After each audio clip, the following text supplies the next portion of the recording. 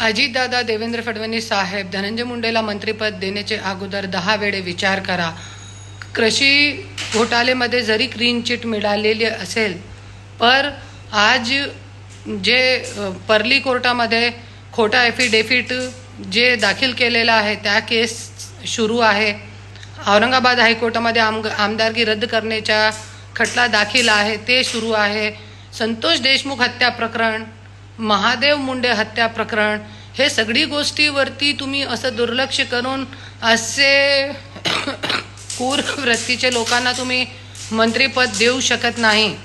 आणि जरी तुम्ही दिला तो हे तुमची छबी निर्माण करतील महाराष्ट्रामध्ये की तुम्ही राजकारणी लोक कशी छबीचे लोक आहे. तुम्हाला असे घाणेरडे लोक पाहिजे सत्तामध्ये, तोच तुमची सरकार चालणार. असे तर तुम्ही जनप्रतिनिधी आहे, पण जनताची लाच सोडून तुम्ही असं कोणीही निर्णय घेऊ नका. हे माझी कडकडीची विनंती आहे, नाही तो मी शांत बसणार नाही.